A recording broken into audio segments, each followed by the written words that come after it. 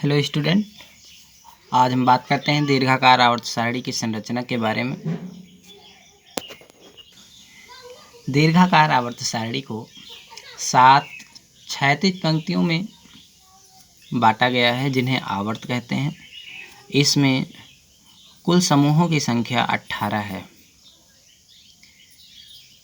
प्रत्येक समूह को अलग अलग नामों से प्रदर्शित किया गया है। ये हैं 7 क्षैतिज पंक्तियाँ जिन्हें आवर्त कहते हैं। ये पड़ी हुई लाइनें होती हैं, तो इन्हें 7 भागों में बांटा गया है। इस प्रकार से ये 7 लाइनें तैयार होती हैं। अब बात करते हैं समूह यानी कि ऊर्ध्वाधर कॉलम की। बात करते हैं इनके समूह या कॉलम की। क्लास भी कहते हैं, समूह भी कहते हैं, इन्हें कॉलम भी कहा जाता है, या कुल कहें या परिवार कहें, फैमिली कहें। ये सारी के सारी खड़ी लाइनें होती हैं, ऊर्ध्वाधर लाइनें होती हैं, जिसे 1 से लेकर और 18 तक डिनोट करते हैं। 1 से लेकर 18 तक डिनोट किया जाता है। 1 2 3 4 5 6 7 8 9 10 11 12 13 14 15 16 और 1 17, टोटल हो गए 18 लाइनें खड़ी लाइनें होती हैं। देख लेते हैं यहाँ पे टोटल समूह 1 2 3 4 5 6 7 8 9 10 11 12 13 14 15 16 17 और ये 18 समूह हैं, जिसमें से 18वें समूह को शून्य समूह कहा गया है।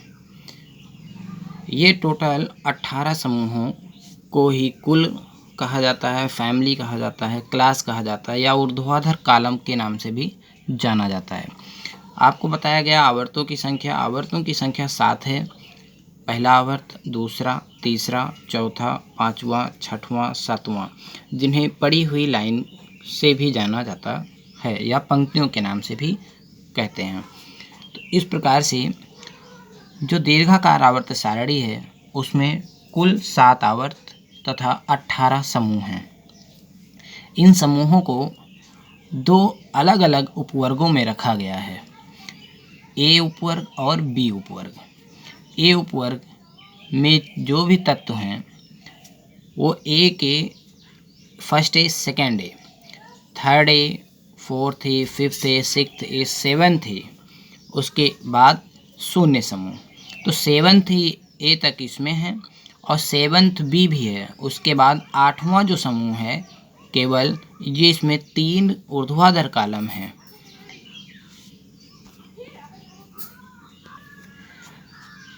फर्स्ट ए तथा सेकेंड ए में जो भी तत्व रखे गए हैं ऊर्ध्वाधर कॉलम में, उनके अंतिम इलेक्ट्रॉन एस ब्लॉक में प्रवेश करते हैं। इसलिए फर्स्ट ए तथा सेकेंड ए को एस ब्लॉक के तत्व कहा जाता है, जिसमें फर्स्ट ए के तत्वों को क्षारीय तत्व तथा सेकेंड ए तत्वों को क्षारीय मृदा तत्व कहा जाता है।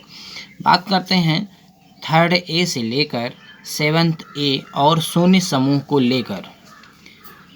थर्ड ए से शून्य समूह तक ये तत्व के जो अंतिम इलेक्ट्रॉन हैं पी ब्लॉक में प्रवेश करते हैं। इसलिए इन तत्वों को पी ब्लॉक के तत्व कहा जाता है। ए समूह में तथा शून्य समूह में आने वाले सभी तत्वों को सामान्य तत्व कहा जाता है। इस प्रकार से बी उपवर्ग में आने वाले सभी तत्वों तथा 8वें समूह में आने वाले तत्वों को डी ब्लॉक के तत्व कहा जाता है, जो कि थर्ड बी से और सेकेंड बी तक रखे गए हैं। ये सारे के सारे तत्व संक्रमण तत्व कहलाते हैं। इनके अंतिम इलेक्ट्रॉन डी ऑर्बिटल में प्रवेश करते हैं। इस प्रकार से आवर्त सारणी में ये 3 अलग अलग ऑर्बिटल्स हैं, एस, पी और डी ऑर्बिटल, तथा जो तत्व एफ ब्लॉक में प्रवेश करते हैं, अंतिम इलेक्ट्रॉन एफ ब्लॉक में जाते हैं, उन तत्वों को 2 अलग अलग क्षैतिज लाइनों में इस आवर्त सारणी के नीचे रखा गया है, जिसमें लेंथेनाइड श्रेणी के तत्व तथा एक्टिनाइड श्रेणी के तत्व रखे गए हैं। लेंथेनाइड इसलिए क्योंकि ये लेंथेन एक्टिनाइड के बाद के तत्व हैं, इसलिए इसे लैंथेनाइड तत्व कहा गया है। एक्टिनाइड श्रेणी के तत्व, क्योंकि ये एक्टिनाइड तत्व के बाद के हैं, इसलिए इन्हें एक्टिनाइड तत्व के रूप में लिखा गया है।